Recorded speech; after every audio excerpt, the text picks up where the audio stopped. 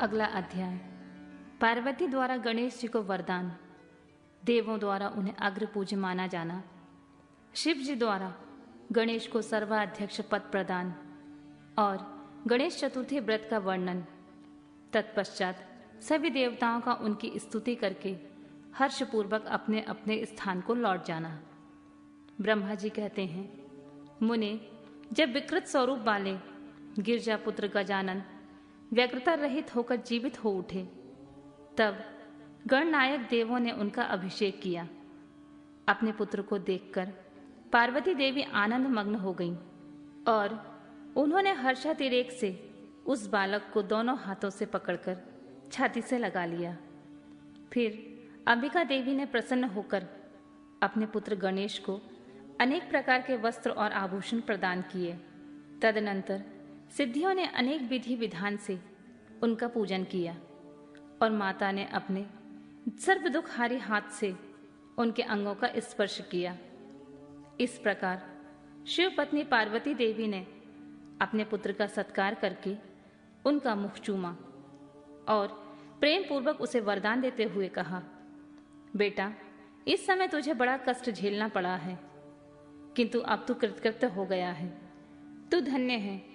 अब से संपूर्ण देवताओं में तेरी अग्र पूजा होती रहेगी और तुझे कभी दुख का सामना नहीं करना पड़ेगा। चूंकि इस समय तेरे मुख पर सिंदूर दिख रहा है, इसलिए मनुष्यों को सदा सिंदूर से तेरी पूजा करनी चाहिए। जो मनुष्य पुष्प, चंदन, सुंदर गंध, नैवेद्य, रमणीय आरती, तांबूल और दान से तथा परिक्रमा और नमस्कार करके विधि पूर्वक तेरी पूजा करेगा, उसे सारी सिद्धियां हस्तगत हो जाएंगी और सभी प्रकार के विघ्न नष्ट हो जाएंगे। इसमें लेश मात्र भी संशय नहीं है। ब्रह्मा जी कहते हैं, मुने, महेश्वरी देवी ने अपने पुत्र गणेश से यूं कहकर उसे नाना प्रकार की वस्तुएं प्रदान करके पुनः उसका अभिनंदन किया। प्रिय, तब गिरिजा की कृपा से उसी क्षण देवताओं और शिव गणों का मन विशेष रूप से शांत हो गया। तदनंतर इंद्र आदि देवताओं ने हर्षातिरेक से शिवा की स्तुति की और उन्हें प्रसन्न करके वे भक्ति भाव चित्त से गणेश देव को लेकर शिव जी के समीप गए। वहां पहुंचकर उन्होंने त्रिलोकी की कल्याण कामना से भवानी के उस बालक को शिव जी के गोद में बिठा दिया। तब शिव जी भी उस बालक के मस्तक पर अपना कर कमल फेरते हुए देवताओं से बोले, यह मेरा दूसरा पुत्र है। तत्पश्चात गणेश ने भी उठकर शिव जी के चरणों में अभिवादन किया।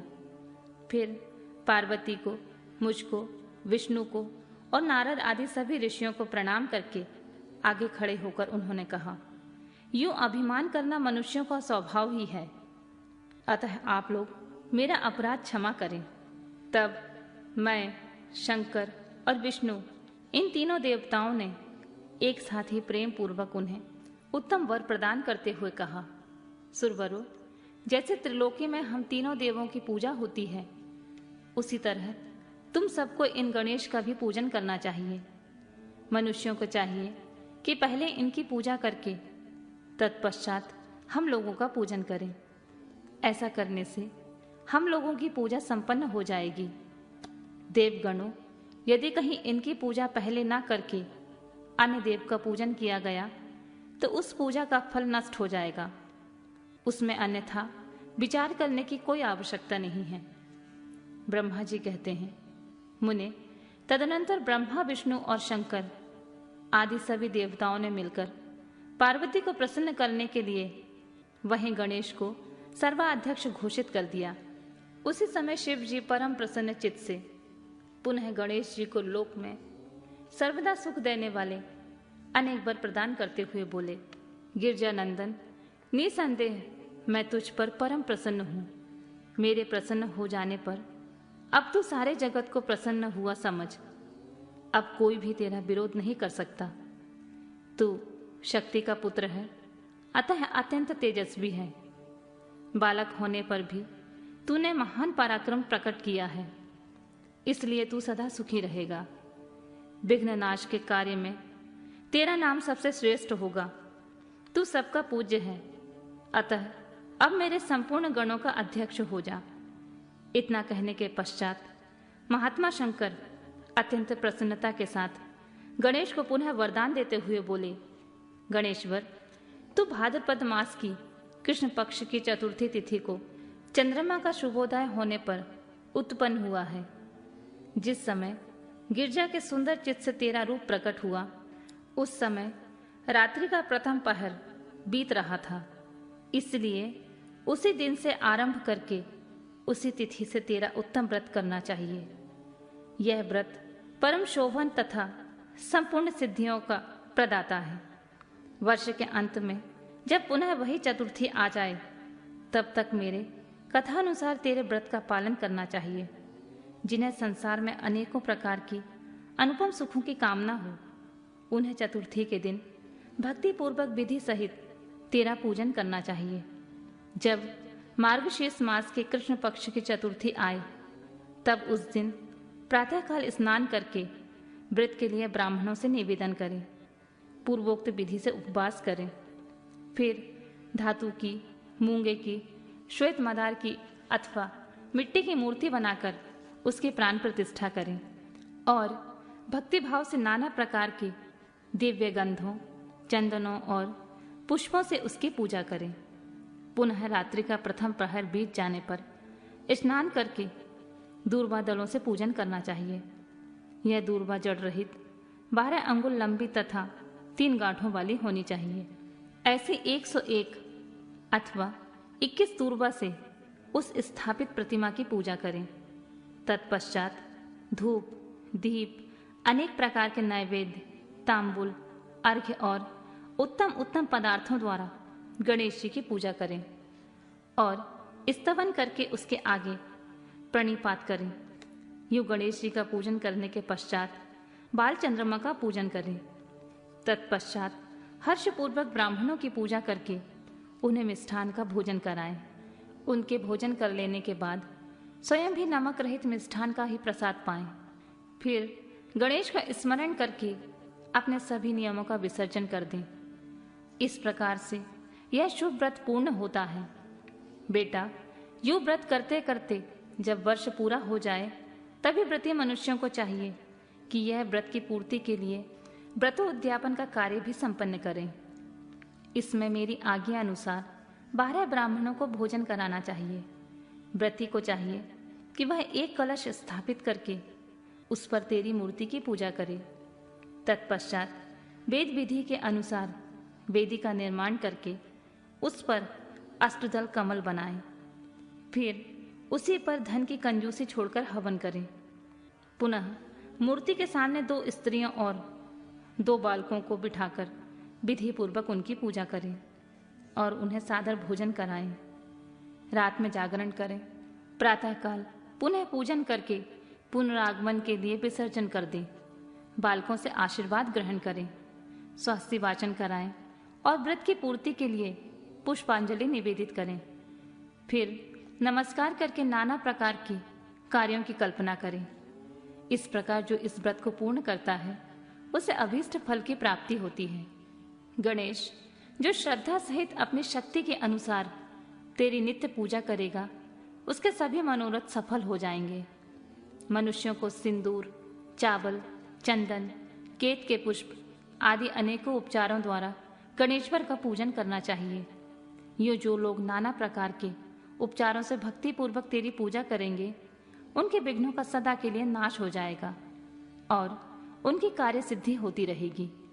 सभी वर्ण के लोग, विशेषकर स्त्रियों को यह पूजा अवश्य करनी चाहिए तथा अबुद्धि की कामना करने वाले राजाओं के लिए यह व्रत अवश्य कर्तव्य है।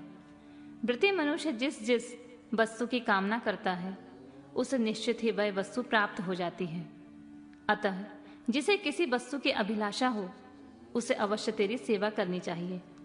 ब्रह्मा जी कहते हैं, मुने, जब शिव जी ने महात्मा गणेश को इस प्रकार का वर प्रदान किया, तब संपूर्ण देवताओं, श्रेष्ठ ऋषियों और शिव के प्यारे समस्त गणों ने तथास्तु कहकर उनका समर्थन किया और अत्यंत विधि पूर्वक गणाधीश का पूजन किया।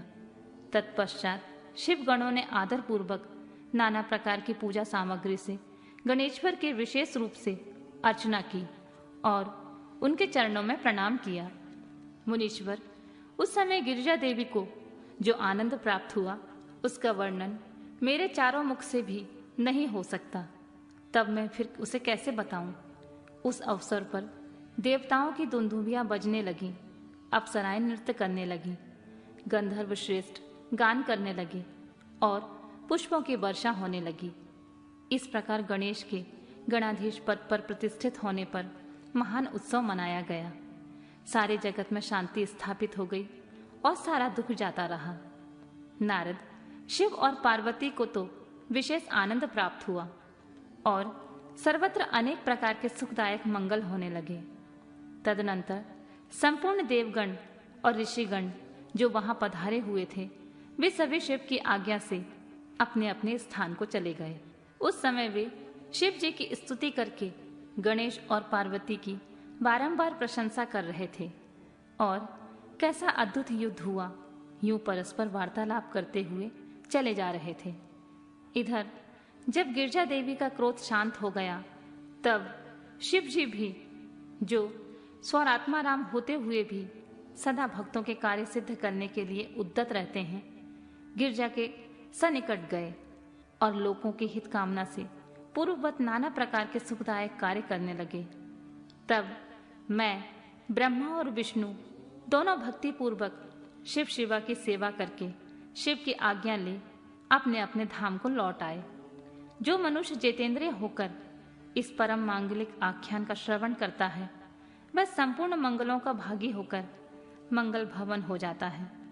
इसके श्रवण से ही पुत्रहीन को पुत्र की, निर्धन को धन की, भार्यार्थी को भार्या की, प्रजार्थी को प्रजा की, रोगियों को आरोग्य की ओर, अभागे को सौभाग्य की प्राप्ति होती है। जिस स्त्री का पुत्र और धन नष्ट हो गया और पति परदेश चला गया हो, तो उसका पति अवश्य मिल जाता है। जो शोक सागर में डूब रहा हो, वह इसके श्रवण से निसंदेह शोक रहित हो जाता है।